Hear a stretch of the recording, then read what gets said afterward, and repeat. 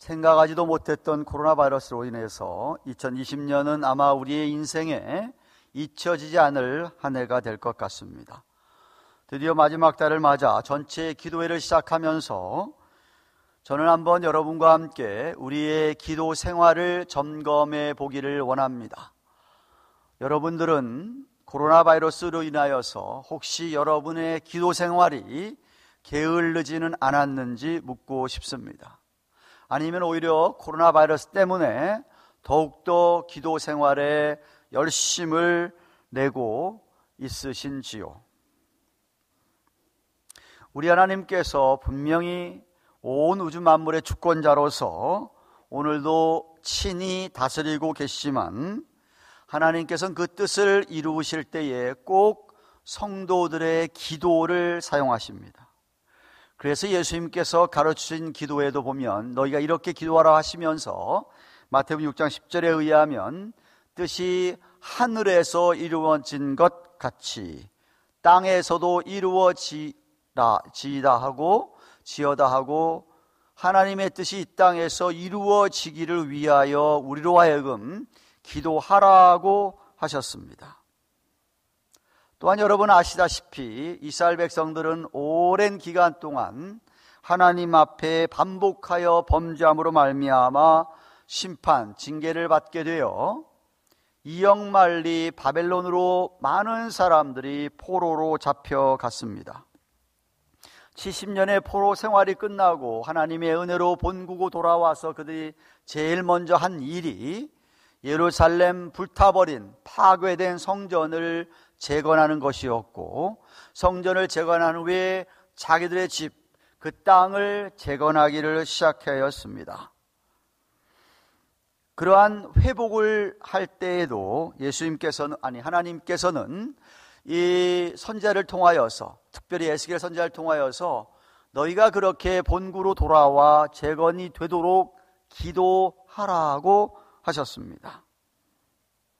에스겔서 36장 37절입니다. 스크린을 보시면 너희 사면에 남은 이방 사람이 나 여호와가 무너진 곳을 건축하며 황무한 자리에 심은 줄 알리라. 이미 다 황무지처럼 된 자리에 하나님의 성전이 다시 재건됨을 알게 될 거다. 나 여호와가 말하였으니 이루리라. 주님 하나님께서 말했기 때문에 반드시 그 일이 이루어지는데 그 다음 말이 중요합니다.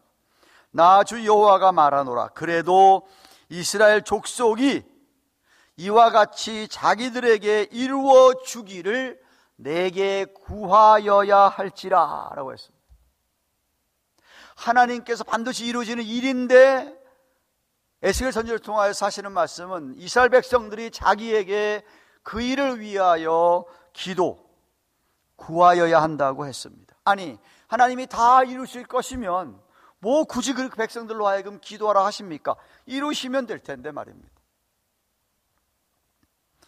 예수님께서 여러분이 너무나도 잘 아는 마태복음 7장 7절 산상수훈에 구하라 그러면 너에게 주실 것이요 찾으라 그러면 찾을 것이요 문을 두드리라 그러면 너에게 열릴 것이니라고 하였습니다. 당신의 아들들이고 딸들이고 백성들이면 당연히 필요한 거 주시고 막힌 문을 열어주실 텐데 왜 우리에게 구하라 찾으라 두드리라 하셨냐 이 말씀입니다.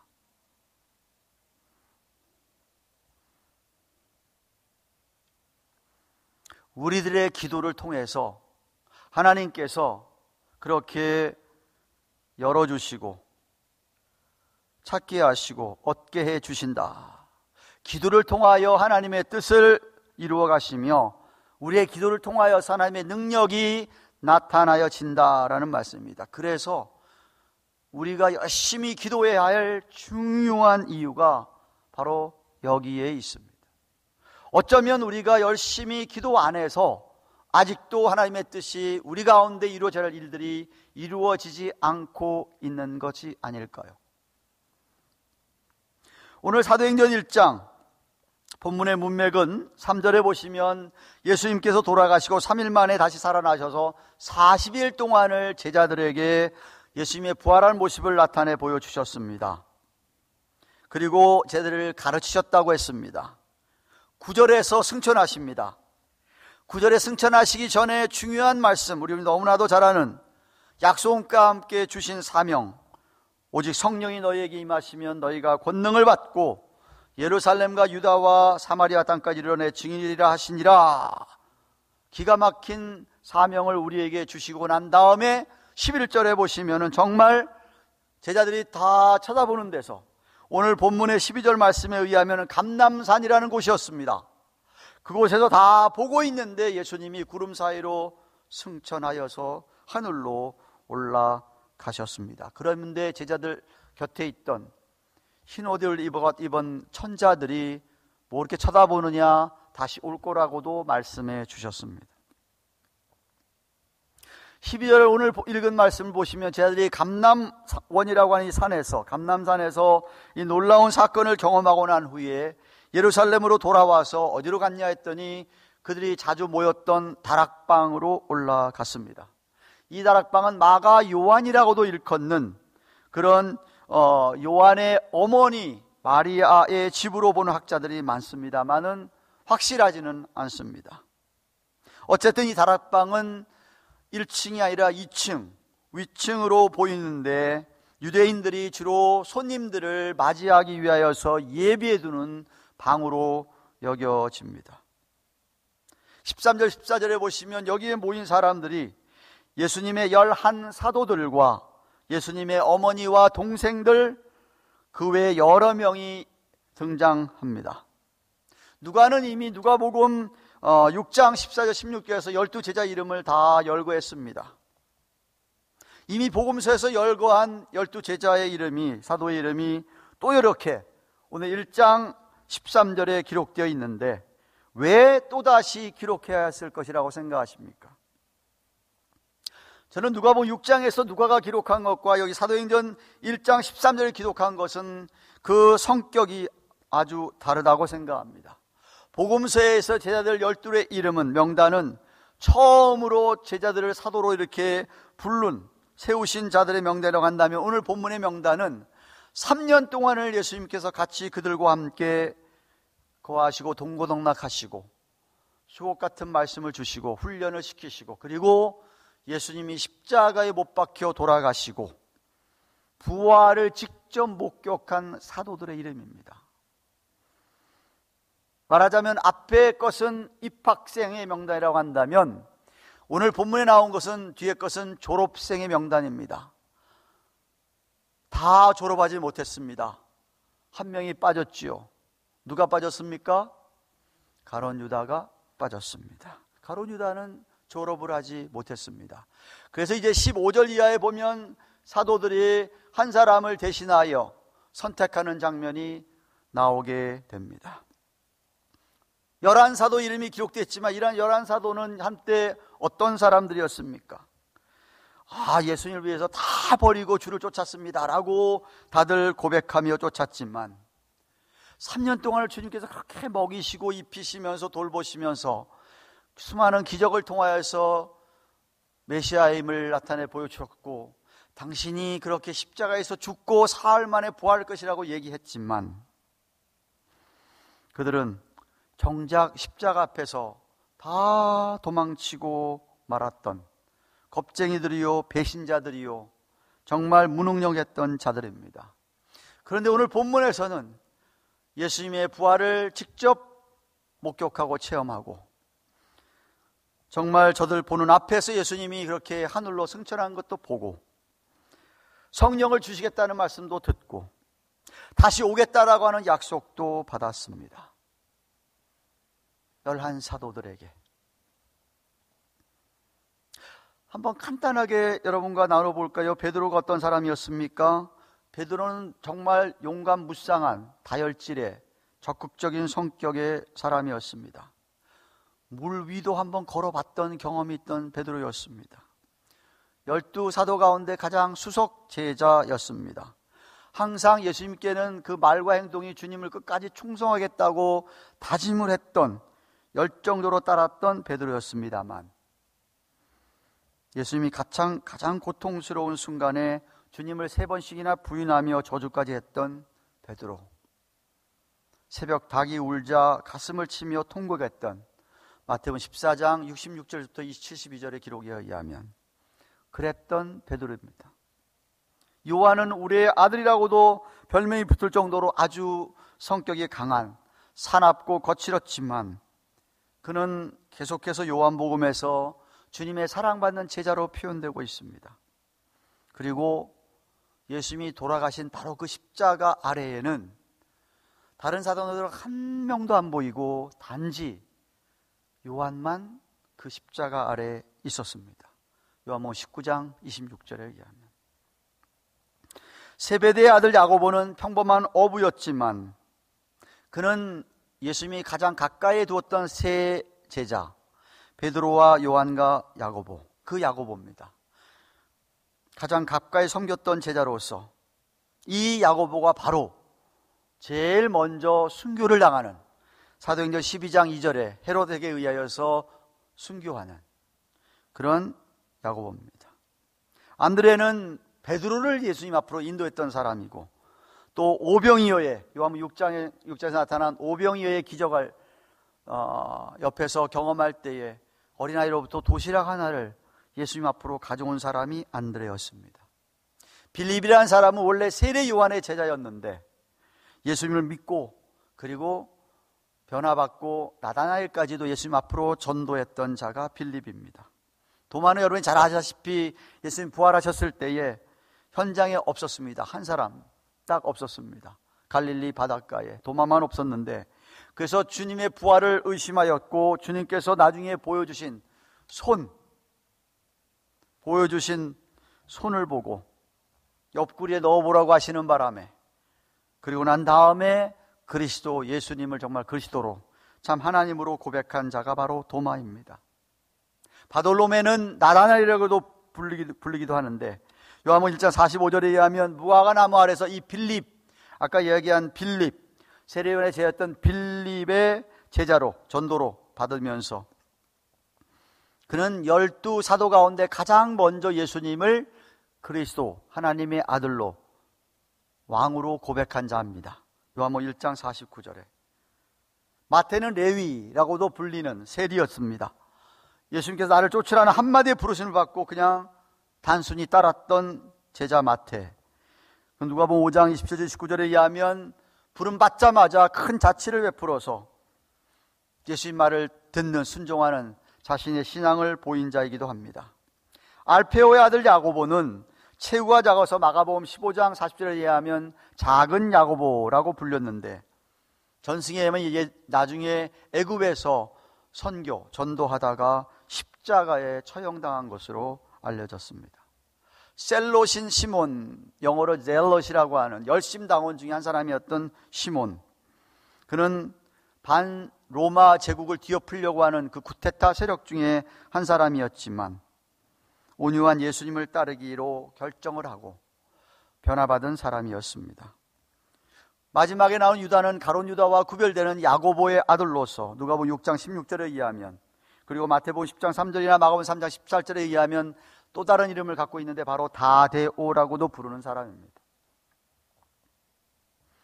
앞에서 언급했습니다만 11사도 모두 다 별로 그렇게 내세울 것이 없는 학벌을 보아도 재력을 보아도 하나같이 다들 부족한 면들이 보이는 그러한 사도들이었습니다. 더군다나 그 사람들은 아까 얘기했지만 예수님 십자가 앞에 자신들의 연약함을 그대로 적나라하게 드러나 보였었습니다. 그런데 예수님께서 이런 제자들을 부활하신 후에 다시금 가르치시고 승천하시는 것을 보이시면서 약속하시고 그리고 성령 강림, 충만을 경험하고 난 후에 저들은 온 세계의 선교의 미랄들이 되었던 것이었습니다. 14절을 보시면 지금 이 11사도들 외에 예수님 살아계실 때 열심히 따르던 여자들이라고 나와 있는데 아마도 부활을 하신 예수님을 막 만나려고 했던 이 여인들, 마리아, 마르다, 나사로의 시스터들이죠. 야고보의 모친 마리아, 그리고 막달라 마리아, 살로메, 수산나, 에롯의 청지기 아내였던 요한나 같은 사람들이 여기서 열거한 여자들이 아닌가 생각합니다.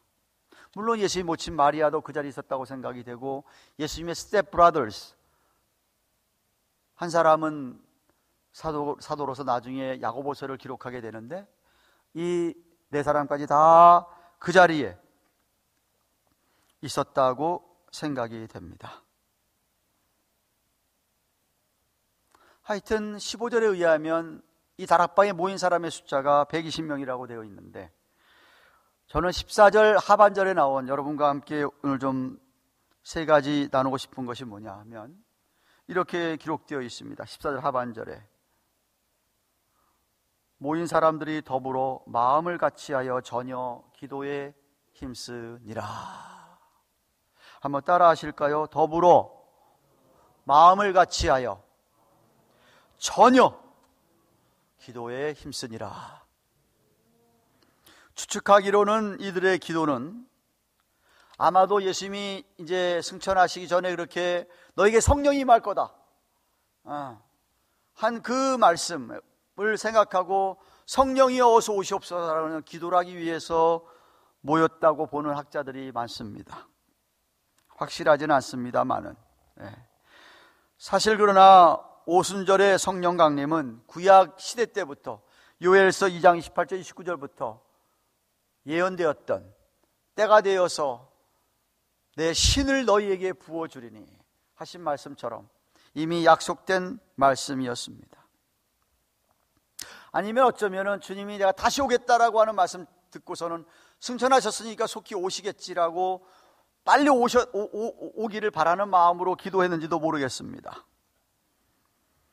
그런데 여기서 한 가지 여러분이 꼭 짚고 넘어갈 것은, 그들이 120명이 열심히 여기서 이렇게 기도했다 그래서 열흘 후에 성령이 임했다 라고 말하는 것은 무리입니다. 그렇게 생각해서는 안 됩니다. 그들이 아무리 힘써서 열심히 기도한다 할지라도 그렇게 오기로 한 성령님을 자기들이 당길 수도 없을 것이고, 바로 오지도 않았을 것이고, 하나님의 미리 정하신 뜻에 따라 되어졌는데, 서론에 그러나 제가 말씀드렸듯이 그렇게 성령 강림은 이렇게 예수님의 제자들 120문도 이들의 기도 때문에, 기도가 있었기 때문에 정말 오순절에 하나님의 뜻이 그대로 임했다 이 말입니다. 어쩌면은 그런 기도가 없었더라면 그 다음에 오순절날 오셨을지 어떻게 합니까? 오시는 것은 분명하지만, 그래서 하나님께서 저들의 기도를 사용했다 하는 것을 제가 여러분과 함께 나누고 싶은 것인데, 이들이 하는 기도, 14일에 나왔던 이들이 한 기도의 세 가지 특징이 뭐냐면, 첫째는 더불어라는 말은 함께 모여서 이라는 소리입니다. 우리처럼 이렇게 모여서 기도를 했다는 소리입니다. 온 세계에는 없는, 우리나라만 있는 기도회라는 게 있습니다. 새벽 기도회, 철야 기도회, 이건 우리나라에서만 있습니다. 이런 기도회는 오늘 본문에서 유래된 겁니다. 그때 120명이 모여서 다락방에서 열심히 기도한 바로 그 기도회가 새벽 기도회나 철야 기도회, 우리가 모여서 하는 기도회의 처음이 되었던 것이었어요. 한국교회는 그 기도회 때문에 놀라운 축복을 경험했습니다. 큐티, 경건의 시간, 하나님 여러분과 함께 1:1로 만나는 시간 필요합니다. 여러분이 그래서 그 시간에 하나님을 묵상하는 시간 필요한데, 그것보다 더 효과적이고 파워풀한 게 뭐냐면 모여서 하는, 합심하여서 하는 기도다 하는 것이죠. 큐티만 가지고는 무언가 부족하다라는 것이죠. 한계가 있다라는 말입니다.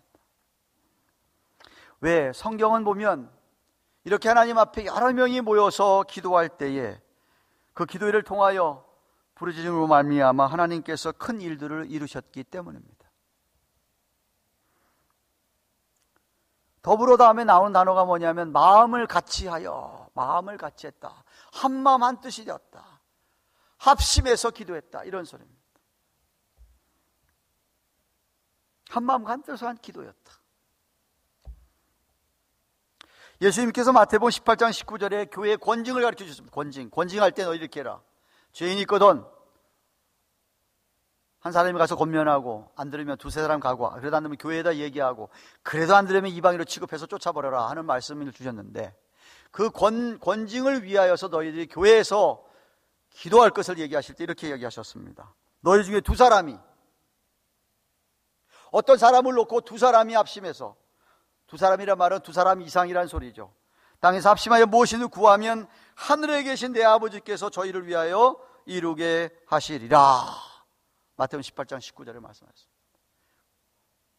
놀랍지 않습니까? 두 사람 이상이 교회에서 모여서 한 사람을 놓고 저 사람이 저렇게 말을 안 듣습니다. 여러 번 얘기해도 죄를 안 버립니다. 하나님 권징해 주십시오. 권징할까요? 하나님께서 그때 우리가 그렇게 권징을 하면, 모여서 권징하면 하늘에서 들으시고 하늘에서 그 사람을 묶어버린다는 소리거든요.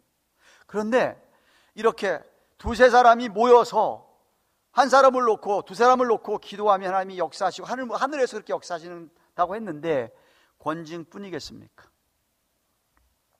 교회인을 위해서 마음 한마음이 된 사람들이 합심해서 기도하는데 하늘에서 그 기도를 들으신다는 뜻입니다. 들으신다는 뜻이죠. 물론 기도의 모임이 순수해야 됩니다. 다른 목적 가지고 모이면 곤란합니다. 어떤 세상적인 욕심이나 이기적인 욕심, 무슨 다른 마음 가지고 하면 곤란하죠. 마음을 같이하여 한 마음, 합심이 있기 때문에 서로 사랑하고 서로 허물과 죄가 있으면 서로 용서하고, 그저 한 가지 목적, 하나님의 영광과 하나님의 뜻이 이루어지기를 바라보며 기도해야 하는 것이죠. 마음을 같이하여. 셋째는 전혀라는 말, 우리말 번역에 전혀라고 번역했습니다. 프라스카테루운 테스라고 하는 헬라어 원어인데 자세히 살펴보니까 continually devoting, 그러니까 전심으로 거기에만 계속해서 힘쓴다 하는 뜻이 포함되어 있습니다. 전혀. 어떤 일에 아주 전념하고 몰두하다, 기도하는 일에 몰두했다, 계속해서, 그런 뜻입니다. 그러니까 기도할 때 전심전력하지, 기도할 때 뭐 딴 생각하지 않았다는 것이죠. 기도하면, 간구하면 주님께서 들으시고 응답하실 줄 믿고, 기도 외에는 이게 안 된다고 생각하고 그 일에 전적으로 매달렸다, 그런 뜻이 여기서 얘기하는 전혀입니다. 아마도 예수님께서 요한복음 14장 13절 14절 하신 얘기, 너희가 내 이름으로 무엇이든지 구하더니 내가 시행하겠는데 이는 아버지로 하여금 아들을 위한 영광을 얻으시게 하려 함이라. 내 이름으로 무엇이든지 내게 구하면 내가 시행하리라고 하신 이 말씀에 의거해서 모인 사람들이 예수의 이름으로 처음 아마도 이렇게 기도해야 하지 않았나 생각을 합니다.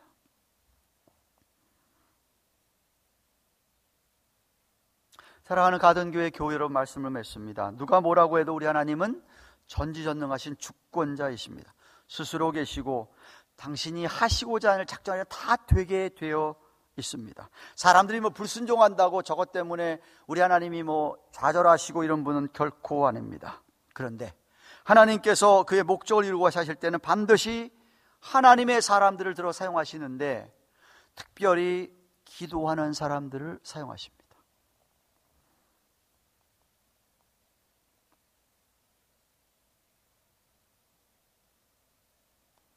하나님의 뜻이 이루어지고 하나님의 일이 완성되는 데에는 하나님과 동역하는 사람들인데, 그 사람이 어떤 사람들이냐? 기도하는 사람들이다. 오늘 본문이 그것을 가르쳐 주었습니다. 다락방에 모인 사람들 뭐 대단한 사람들 아니었습니다. 다 한 번씩 실패해 본 사람들이었습니다. 아주 약한 사람들이, 연약한 사람들이었습니다. 저와 여러분들처럼 평범하고도 연약하고 부족한 사람들이었습니다. 그런데 약속의 말씀을 믿고 한 자리에 모였습니다. 기도회로 성령 강림을 사모하며 재림을 사모하며 모였습니다.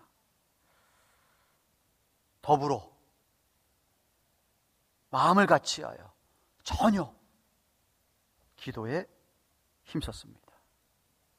순수하게 모였습니다. 전심전력으로 기도했습니다.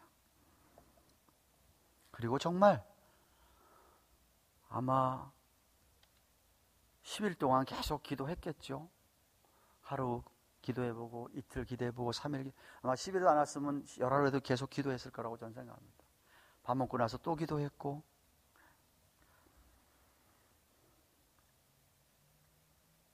성령이 임했습니다. 응답을 해주셨습니다. 놀라운 기적을 경험했습니다. 아니, 세상에 예루살렘에 놀라운 그런 역사가 막 나타나는데 다른 나라 사람들이 자기 나라 말을 막 하게 되는 것을 경험합니다. 방언이죠. 그리고 그 결과 초대 예루살렘 교회가 탄생했습니다. 3,000명이 회개하고 교회가 이루어졌습니다. 그런데 그 교회가 이루어졌을 때에도 사도행전 2장 42절에 의하면 저희가 사도의 가르침을 받아 서로 교제하며 떡을 대며 기도하기를 전혀 힘쓰니라. 똑같은 단어입니다. 기도하기를 전혀 힘쓰니라. 성령 강림이 임하기 전에도 120명이 모여서 전혀 기도에 힘썼는가 하면 초대 예루살렘 교회가 생겨나고 3,000명이 모여서 전혀 기도에 힘썼다. 그러니까 막 교회에 날마다 믿는 자의 수가 더해갔다 하고 사도행전은 기록하고 있습니다. 그 결과 예루살렘에서 유다의 사마리아 사마의 땅 끝까지 복음이 전파되게 된 것입니다. 우리는 이미 성령을 받았습니다. 저는 분명히 믿기로 이 자리에 성령님이 함께 하시고 한 사람 한 사람이 이 자리에 아침에 이 밤에도 정말 성령을 부어주시는 줄로 믿습니다. 우리에게 무엇이 필요하냐? 함께 모였을 때에 마음을 같이하여 전혀 기도에 힘쓰는 것이 필요하다 이 말입니다. 기도의 동역자들로서 하나님의 뜻이 이루어지기를 정말 바라는 마음에서 힘써 모여 기도해야 합니다. 코로나 바이러스 때문에 비록 마스크를 쓸지는 몰라도 모여서 기도해야 합니다. 전심으로 한 마음으로 함께 기도하여 오늘 저녁에도 우리가 하는 기도를 통하여 주께서 응답하시는 놀라운 응답을 경험하는 저와 여러분들 되시기를 주님의 이름으로 축원합니다.